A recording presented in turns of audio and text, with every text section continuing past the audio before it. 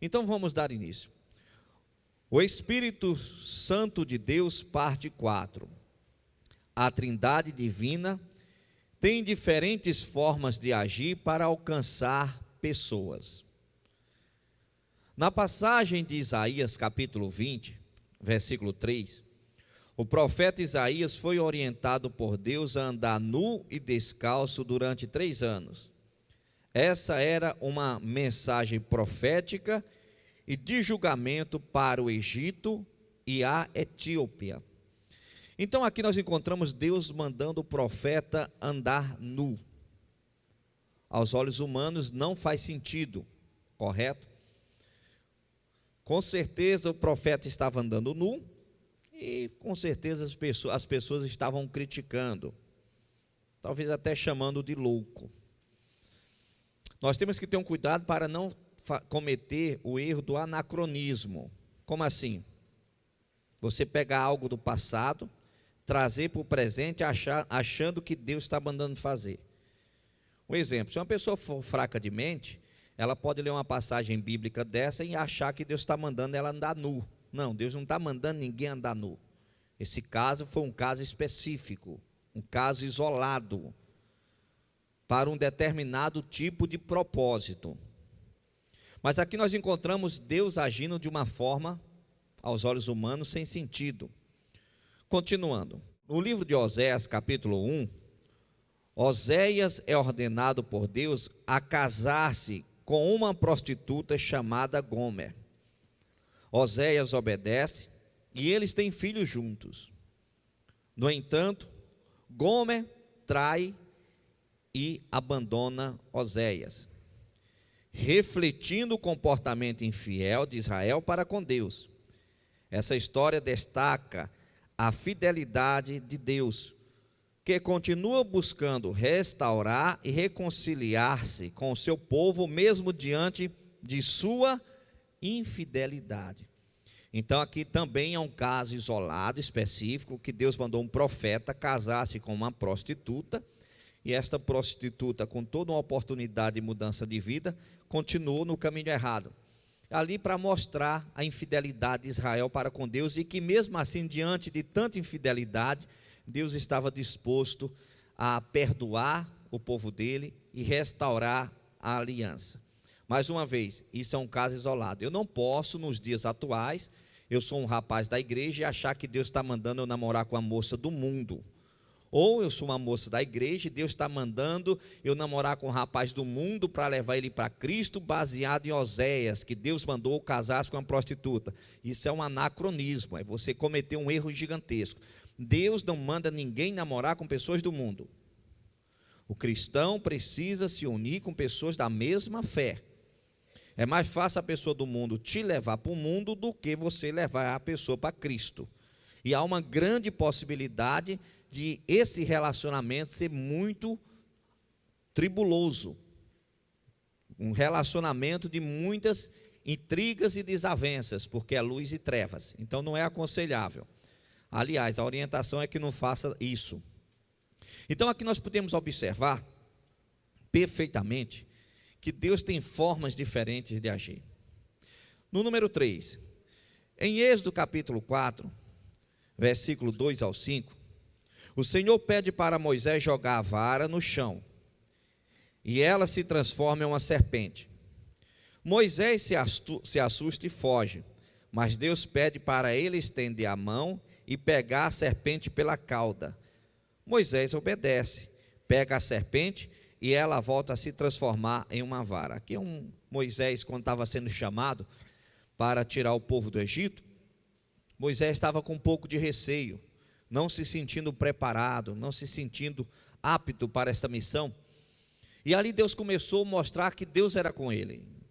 E aí ele estava com a vara na mão, Deus falou: joga essa vara no chão. Ele jogou, a vara transformou-se em uma cobra.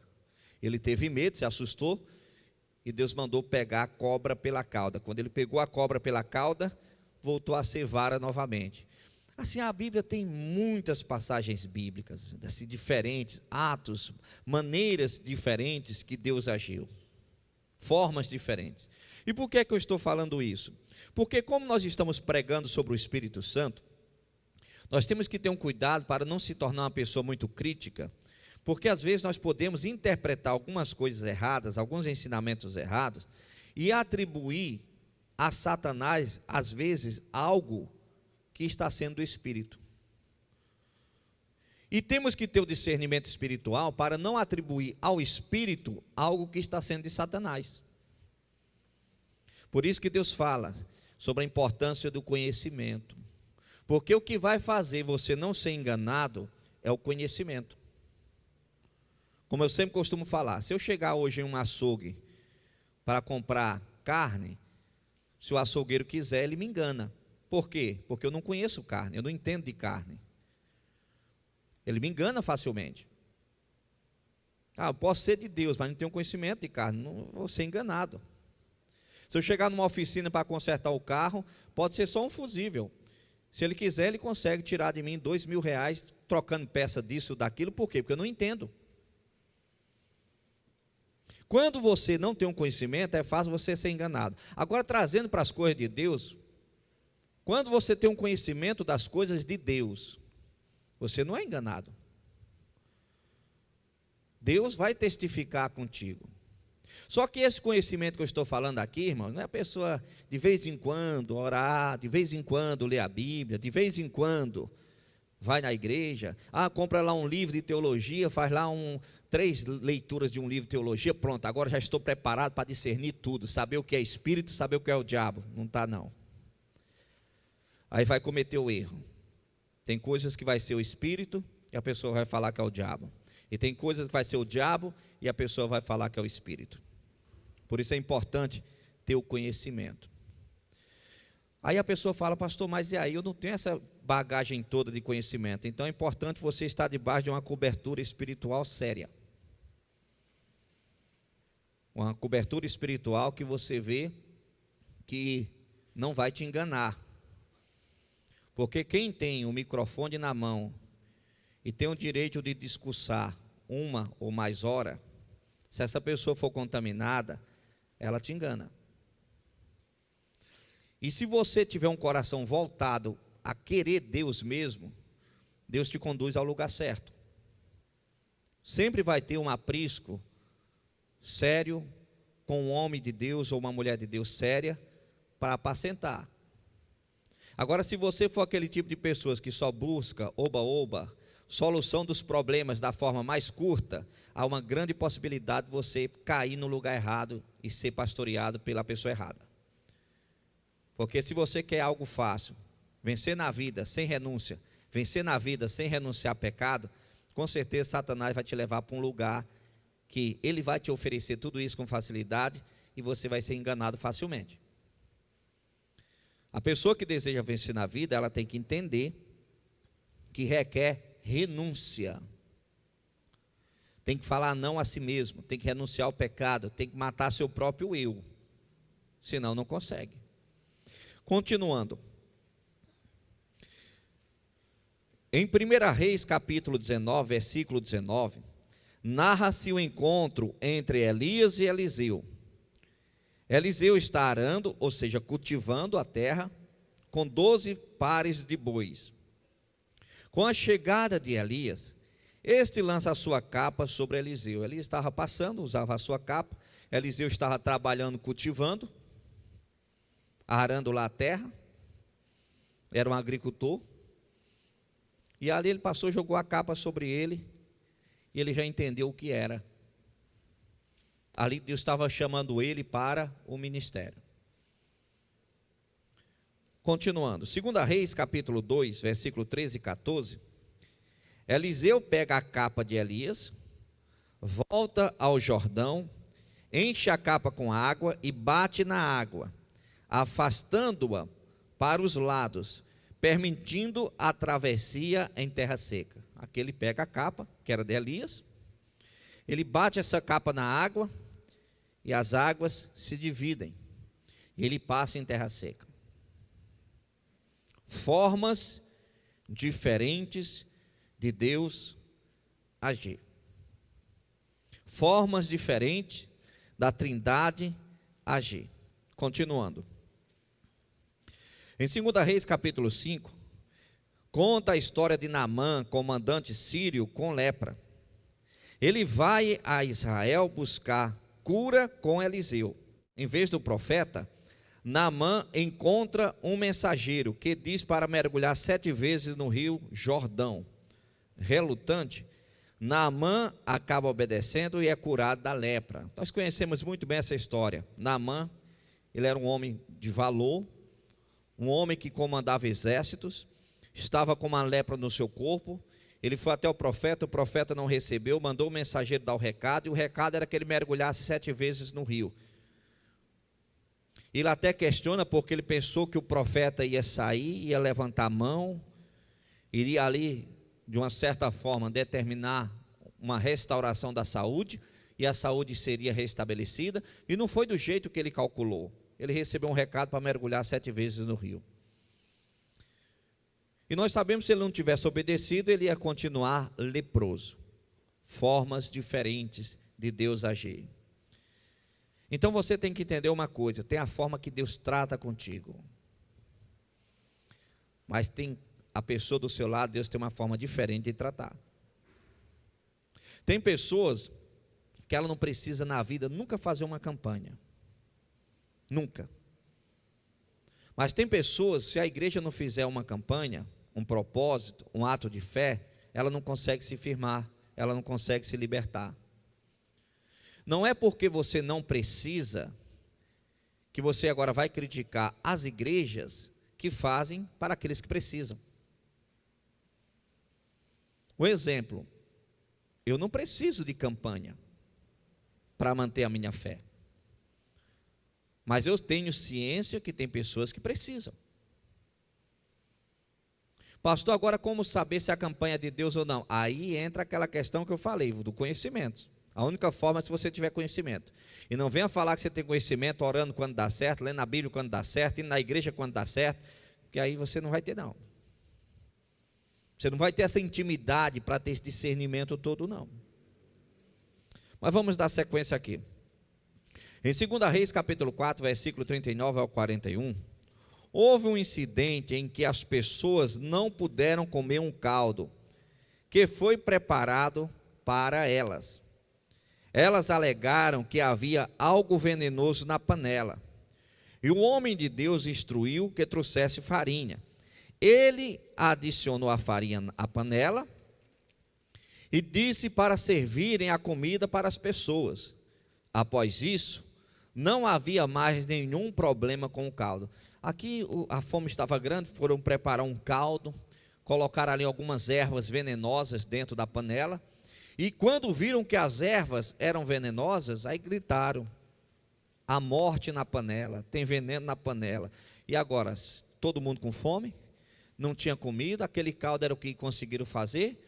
Aí o profeta pede para trazer uma farinha, pega essa farinha, joga e falou: agora vocês podem comer. Se você observar, Deus sempre está usando o quê? Formas diferentes, utilizando elementos, objetos. Aí jogou a farinha. Aí às vezes nós encontramos crentes, irmãos, criticando as igrejas porque entregam um óleo, entregam um sal, entrega um azeite. Alguém vai para o inferno porque pegou uma farinha ou um sal, um azeite na igreja e levou para casa? Essas pessoas se sentem salvadores do evangelho, começa a criticar, aí pega 2, 3 passagens bíblicas, monta lá um esquema de interpretações da sua cabeça, e já se acha no direito de criticar outros ministérios. Então aqui nós encontramos Deus agindo de uma forma diferente. Em 2 Reis capítulo 2, versículo 18 ao 22, Eliseu, um profeta, foi abordado pelos habitantes de uma cidade. Eles reclamaram que as águas daquela região eram ruins e a terra era estéril. Então Eliseu pediu uma salva nova com sal e jogou ao manancial das águas. Como resultado, as águas e a terra se tornaram saudáveis.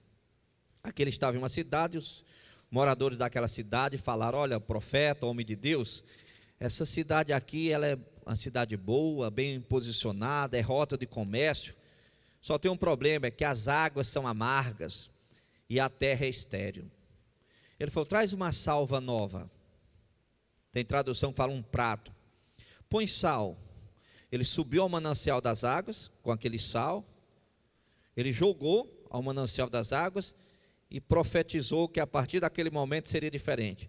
A partir daquele momento as águas passaram a ser potáveis e a terra passou a produzir frutos.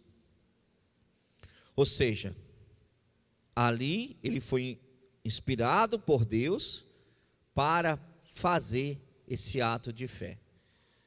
E as águas foram purificadas. Continuando. Em Atos capítulo 19, versículo 11 e 12, menciona que Deus fazia maravilhas extraordinárias por meio de Paulo, que enviava lenços e aventais aos atribulados e enfermos, e eles eram curados, e os espíritos malignos, saíam deles. Aqui Paulo, usado por Deus, ele pegava lenços e aventais, provavelmente pessoas que não poderiam estar ali naquele local, ele mandava, e ali as pessoas, ao tocar naqueles lenços, naqueles aventais, eram curadas, eram libertas. Eram os lenços? Não, é a unção que estava sobre os lenços. E ali as pessoas eram curadas, libertas, transformadas, quando tocava naqueles lenços. Era para idolatrar aqueles lenços? Não. Aí às vezes na igreja, irmãos, o pastor está fazendo um ato de fé, passando um manto, orou a Deus, consagrou na madrugada, e aí você encontra um monte de crente criticando, isso é um absurdo, para que isso? Você pode não precisar disso, mas tem pessoas que precisam. Você pode não precisar disso, mas tem pessoas que precisam. Já imaginou? Alguém tocou do manto, Deus fala, agora você vai para o inferno. O pastor fez um ato de fé, orou, apresentou a Deus um manto, consagrou um manto, pedindo para as pessoas serem curadas, abençoadas. Já imaginou Deus chegando e falando, pronto, você contaminou o meu evangelho, você vai para o inferno. Para com isso, irmãos. Não pode ser esse tipo de gente, não. Você pode muito bem nunca precisar tocar. Talvez você já tenha uma fé madura o suficiente, mas respeita. Não seja um crítico. Seja uma pessoa mais madura. Seja uma pessoa com mais discernimento. Continuando. Em João capítulo 9, versículo 5 ao 7, encontramos Jesus cuspindo no chão, misturando saliva com terra e aplicando a lama nos olhos do cego. Então lhe disse, vai lavar-se no tanque de Siloé, que significa enviado. Assim ele foi, lavou-se e voltou vendo. Olha, aqui é um caso de um cego perante Cristo. Ele cuspiu no chão, fez ali uma saliva, uma lama, passou nos olhos do cego e mandou ele se lavar no tanque. Jesus não poderia simplesmente falar, cego, volta a enxergar? Poderia. Jesus não poderia simplesmente passar lama nos olhos assim, depois falar, pega um pedacinho de pano, limpa agora fica enxergando. Poderia fazer isso. Mas por que Jesus mandou aquele cego ir se lavar? Irmãos, cada pessoa tem a sua medida de fé, cada pessoa tem sua estrutura, e Deus lhe trata cada um individualmente. Já imaginou nos dias de hoje? Se um pregador fosse movido por Deus para fazer isso, esse pregador até é doido. Se você observar, Deus sempre mostra formas diferentes. Deus mudou, irmão? Deus não mudou. Deus continua o mesmo. Tudo que nós formos fazer, nós temos que entender que não pode ferir a palavra de Deus. Mas tem muitas coisas que nós podemos fazer que não ferem a palavra de Deus, mas que também não está especificamente lá aquele propósito que o pastor vai fazer. De repente tem um pastor que senta fazer um propósito de oração, 40 dias, 50 dias, 60, 365 dias de oração. Deus mandou fazer 365 dias de oração. Um exemplo, onde é que está na Bíblia isso daí? 365 dias de oração. Pronto, está vendo? É heresia. E aí torna-se um crítico bobo, desnecessário. Continuando. Em Tiago capítulo 5, versículo 14 e 15, orienta a fazer oração pelos enfermos, ungindo com óleo em nome do Senhor. A oração da fé irá salvar o doente, e o Senhor irá curá-lo. E se a pessoa tiver cometido pecados, lhe serão perdoados. Aqui mais um ato de fé, envolvendo o quê? O óleo. Você unge, ora, Deus promete a cura, ainda promete perdoar os pecados. Aqui você já vê que é uma pessoa que está no estado bem, como eu posso falar assim, terminal, né? Já está ali na etapa final da vida. E nós encontramos uma forma diferente de Deus agir para aquele caso diferente. Continuando. Em Mateus capítulo 8, versículos 16 e 17, está escrito que no período da tarde, levavam muitos endemoniados até Jesus. E ele com a sua palavra expulsava deles os espíritos e curou todos os que estavam enfermos, para que se cumprisse o que fora dito pelo profeta Isaías. Ele tomou sobre si as nossas enfermidades e levou as nossas doenças. Aqui já mostra Deus agindo de uma forma diferente. Jesus ministrando e automaticamente as pessoas sendo libertas. Você sabia que a maior quantidade de pessoas que são libertas é justamente no momento da pregação? Uma pregação como essa, tem pessoas que estão sendo libertas. A pessoa não vai manifestar um demônio, não vai cair no chão, mas a palavra vai entrando no coração dela e aquela ação maligna vai saindo. Por isso nós temos que ouvir a palavra. Aqui menciona Cristo pregando e as pessoas já automaticamente sendo libertas. Tem pessoas, irmãos, que têm problemas espirituais, elas começam a ir para a igreja, nunca manifestaram, nunca irão manifestar, e elas serão libertas pelo poder da palavra. Não, agora Deus só liberta se a pessoa manifestar e cair no chão. Não, Deus liberta sem a pessoa manifestar, sem cair no chão. É a palavra que liberta. E há casos de que a pessoa realiza uma oração e ali a pessoa há uma manifestação e expulso. Então existem formas diferentes, maneiras diferentes, métodos diferentes. Por isso que é importante nós respeitarmos o Espírito Santo. E dependendo do nível de conhecimento e de estrutura, é melhor você ficar calado do que ficar falando besteira. Porque senão você vai atribuir ao diabo algo que pode ser Deus fazendo. Continuando. Olha o que está escrito em Efésios capítulo 4, versículo 11 e 12.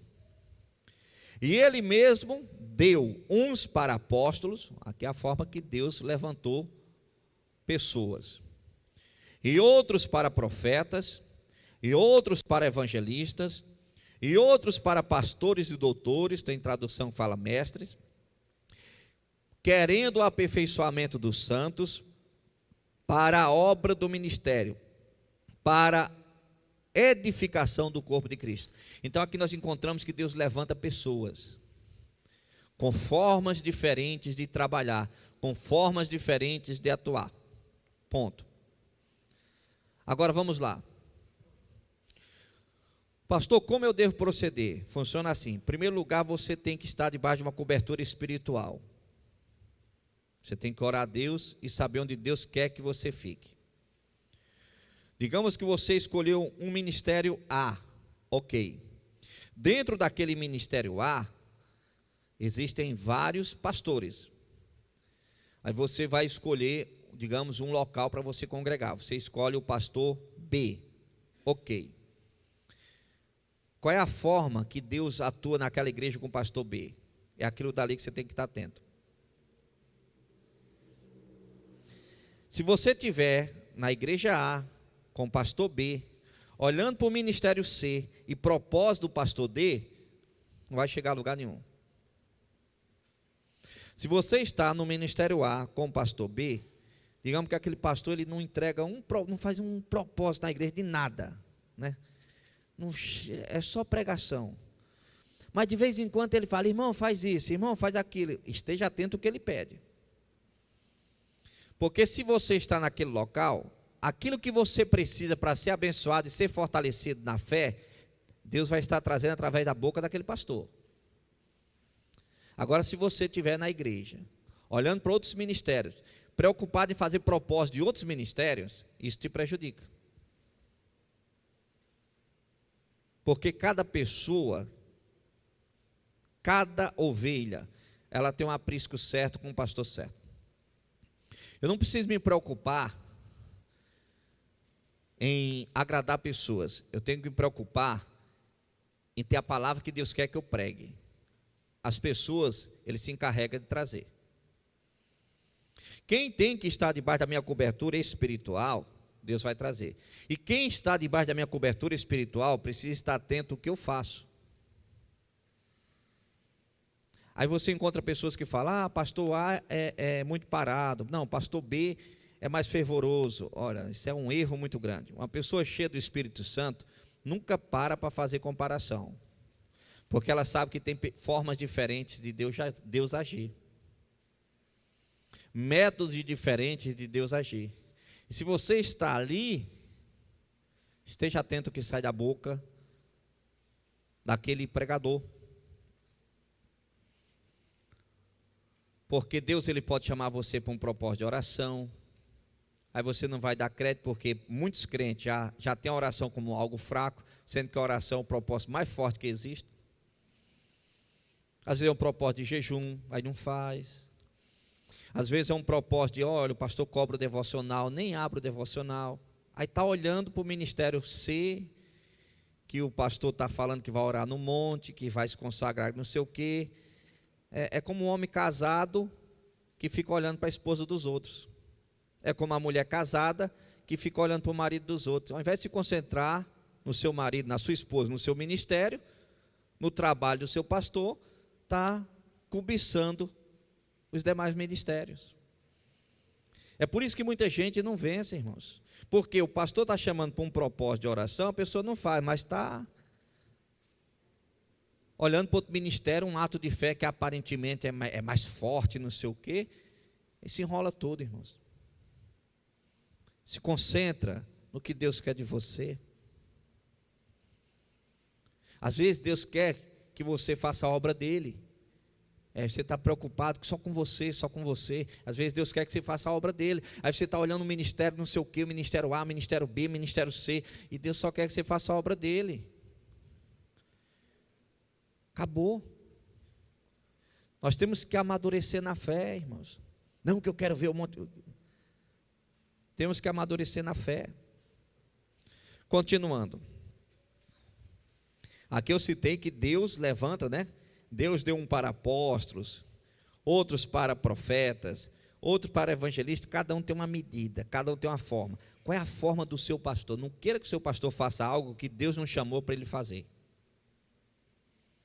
Não queira. Não queira que o seu pastor faça o que ele chamou outro pastor para fazer. Porque aí você não vai estar satisfeito. Aí volta para aquela questão, é como aquela pessoa que tem emprego, tem saúde, tem família e não está satisfeito. Tem uma esposa maravilhosa, tem um marido maravilhoso e não está satisfeito. Está sempre questionando, sempre insatisfeito com alguma coisa.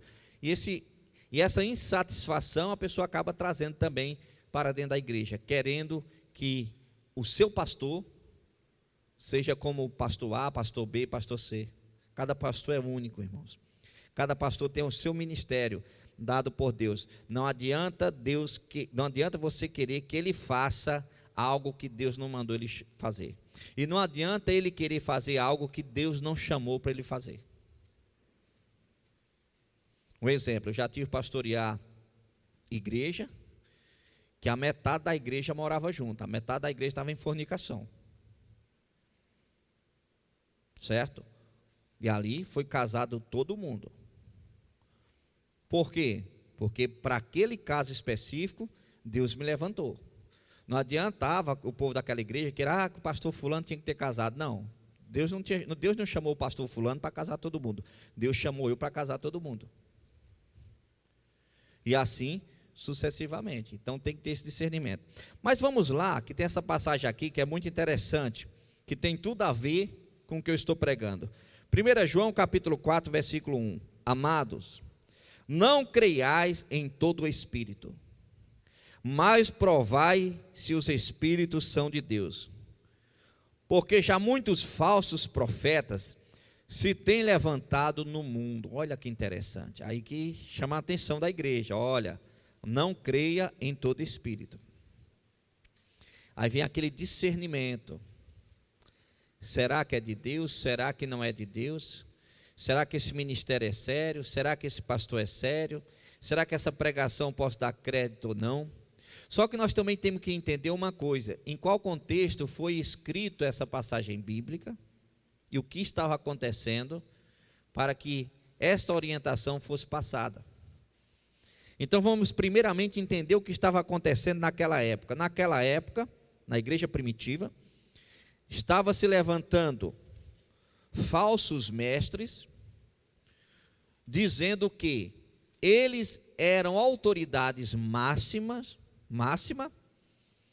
que a revelação de Deus vinha sobre eles para transmitir para os demais, e que Deus não iria falar assim com todos, tinha o grupo certo que Deus iria tratar para poder dar o recado. Você vê a pessoa se exaltando, e essas mesmas pessoas estavam falando que Jesus Cristo, ele não tinha vindo em carne. Aí o apóstolo João vem e fala: olha, não creia em todo espírito, são falsos profetas, têm se levantado. Jesus, ele veio em carne sim, Jesus é filho de Deus, ele veio em carne sim. Deus, ele fala com qualquer pessoa que buscar ele, não tem um grupo privilegiado não. Aí quando você pega um versículo desse, traz para os dias atuais, e só leva um tempo em criticar igrejas, achando que você está julgando, Deus mandou examinar. Calma. Respeite os ministérios, respeite o Espírito Santo de Deus, tenha sim esse discernimento de examinação, certo? Mas cuidado para você não pender para um radicalismo. Aí torna-se uma pessoa, já observou que tem gente, irmãos, que ela nunca tem uma frase positiva para falar das igrejas? É só coisa negativa, não tem uma palavra positiva, só que as igrejas não prestam, que as igrejas enganam, que os pastores são aproveitadores, que não sei o quê. Uma pessoa dessa sim está contaminada, e ela usa o quê? A Bíblia. E é capaz de pregar essa passagem aqui, está vendo? Tem que provar se os Espíritos são de Deus, tem que examinar. Aí torna-se um crítico bobo. Essa mensagem eu estou pregando, irmãos, em primeiro lugar, para todos terem o entendimento que Deus tem diversas formas de agir. E no meio dessas diversas formas de Deus agir, infelizmente, há casos que o diabo age em nome de Deus. E que a única forma de você não ser enganado é você buscar Deus da forma certa, buscar conhecimento e pedir a Deus que você sempre seja pastoreado e orientado por pessoas sérias. Assim como você tem um carro e você quer muito ter um mecânico honesto, e quando você encontra um mecânico honesto, você não quer saber onde esse mecânico, qual é o lugar que ele está, você vai lá porque você sabe que aquele mecânico é honesto. Então você deixa o seu carro lá tranquilo, você sabe que ele não vai cobrar um parafuso a mais, ele não é um aproveitador. Assim como você tem um mercado certo, que você gosta de comprar a sua mistura, e não é com qualquer funcionário ali daquele açougue que você compra não, tem aquele funcionário certo, que você gosta de comprar, porque você sabe que ele te vende da forma certa. Espiritualmente, não é diferente. Agora, quando você torna-se um aventureiro gospel, um cigano gospel, que está correndo em tudo que é lugar, procurando escutar todo tipo de pregação, querendo participar de todo tipo de ato de fé, independente de quem seja. Profeta tal vai estar em tal local, então vou lá. Não, mas tal ministério tem a profetisa vai fazer isso, então deixa eu ir lá. Você tem 99% de possibilidade de ser enganado por Satanás. Agora, se você encontra o lugar certo, uma pessoa certa, uma pessoa séria, e naquele local você fala: Senhor, eis-me aqui, me usa. Ele vai te usar. Encontrou esse lugar? Encontrei, pastor. Esquece os demais. Participe e se envolva naquele local. O que vai acontecer? Você vai criar raiz. Você vai amadurecer na fé. Você vai ter estrutura espiritual. Vai vir vento, vai vir tempestade, vai vir luta, vai vir tribulação, mas você está firme com Cristo. Não é porque você passa uma batalha, uma luta, não, o problema é o ministério. Não, luta todo mundo passa, batalha todo mundo enfrenta. Você não vai culpar o ministério por causa de batalha que você enfrenta. E tem gente que às vezes quando enfrenta uma batalha fala: eu acho que Deus quer que eu saia desse ministério. Porque está passando uma batalha? Por que Deus não quis que você saísse do ministério quando você estava no pecado e o ministério te recebeu? Aí porque está passando uma batalha, Deus quer que você saia do ministério? Não, tem que orar a Deus, irmãos. Não pode ser as coisas bagunçadas não, de qualquer jeito não. Eu não estou falando que é errado você mudar de ministério a casa, que há uma necessidade de mudança de ministério, a pessoa tem que respeitar isso. Ninguém está preso em lugar nenhum. Um exemplo aqui mesmo, ninguém é obrigado a ficar aqui. Todo mundo quiser sair daqui ou ir para outro lugar, eu abençoo, nunca prendo ninguém. Mas a pessoa tem que orar a Deus, irmãos, ver se é a direção de Deus, senão a pessoa dá um passo em falso. Eu lembro uma vez eu estava em uma das igrejas que eu pastoreei, e teve uma senhora que me procurou, uma senhora até muito bem sucedida, e ela até comentou em sair do ministério que ela fazia parte, queria estar lá comigo. Eu comecei a conversar com ela, analisar, e eu vi que era uma decisão precipitada dela. Por quê? Porque ela não tinha motivo para sair daquele ministério. Falei: minha irmã, ora a Deus, fique quietinha. Fique quietinha onde a senhora está. Agora eu poderia crescer os olhos: não, vem para cá, irmão, vem para cá. Não. Qualquer pessoa que quiser congregar aqui e pedir uma opinião minha, eu vou ser transparente na minha opinião. Você relatar para mim: eu faço parte do ministério X, está acontecendo isso, isso, isso e isso, a situação é essa, essa e essa, acontece isso, isso. Eu vou saber se aquele lugar é um lugar sério ou não, porque infelizmente tem muitos ministérios que não foram levantados por Deus, tem muitos ministérios que foram levantados pelo homem, não foram levantados por Deus, pode ter certeza disso. Tem muitos ministérios que infelizmente tem realmente uma doutrina que fere a palavra de Deus, e a pessoa naquele local não tem como ela desenvolver na fé. Então, ao conversar comigo, eu vou dar a minha opinião. Não, eu vou falar: fique quieto onde você está. Eu vou falar: pode vir. Eu não vou falar mal do ministério, mas ao ouvir, eu vou saber se naquele lugar você deve ficar ou não. Então, o objetivo, irmão, não é tirar ninguém de ninguém. O objetivo é pastorear um rebanho, para que esse rebanho dê frutos. Eu lembro uma vez, eu recebi uma pessoa, não vou falar qual foi a igreja que eu passei, e a pessoa falou que estava tendo uns problemas lá. E eu falei para a pessoa: ok, mas você vindo para cá, amanhã você não vai ser o problema aqui? Porque a pessoa estava lá, estava tendo problema. Então, vindo para cá, você não vai ser problema aqui? Lá, o problema é outras pessoas. Não, pastor, não. A pessoa veio, ficou e só deu frutos. Veio, ficou, não vou falar qual foi a igreja, entendeu? Veio, ficou e só deu bons frutos. Ou seja, mas antes de receber, não é uma decisão precipitada, vamos com calma, vamos ter discernimento. O pastor, ele não tem que se preocupar em apacentar para quantidade. O pastor, ele tem que se preocupar em saber que ele vai prestar conta de cada alma. E ele não tem que agradar, ele tem que pregar. A pessoa decide se obedece ou se vai para o pecado. Ele não pode passar a mão na cabeça do pecado. Não, eu vou passar a mão na cabeça do pecado, senão vou perder essa pessoa. Não, de jeito nenhum.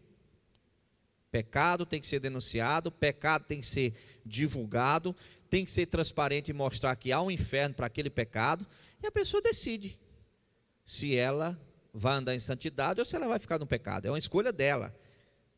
E Deus deu esse livre-arbítrio para a pessoa. Então, voltando aqui para a mensagem, para finalizar, nós podemos observar que assim como Deus age de diversas formas diferentes, Deus também, Ele fala, fica atento.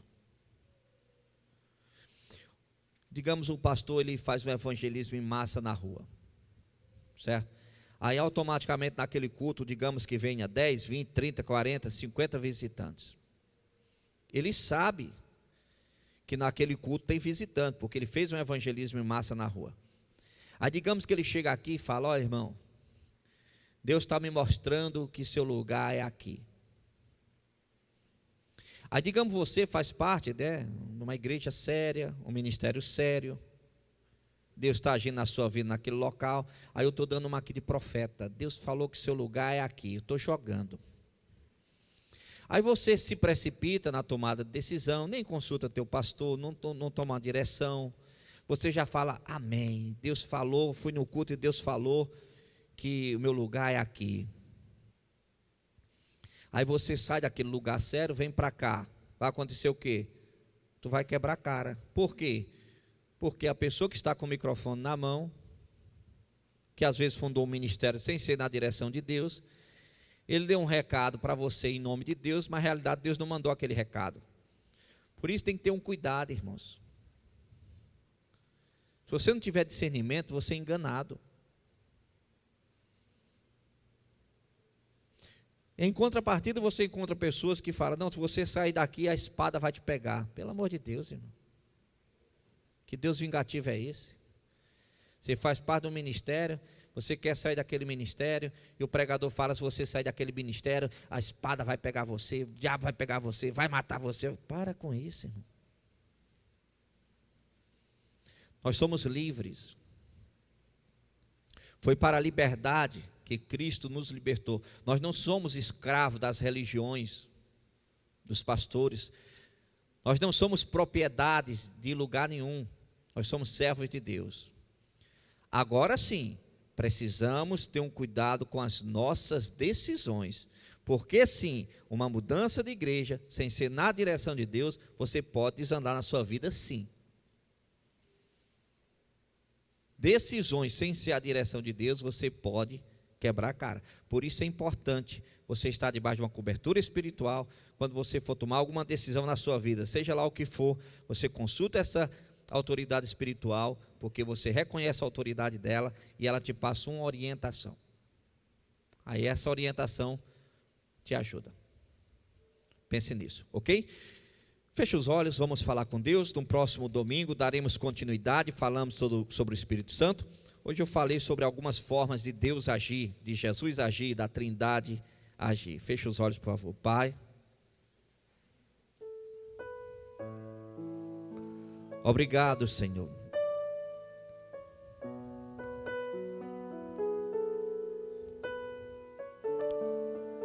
Por tudo que o Senhor está fazendo.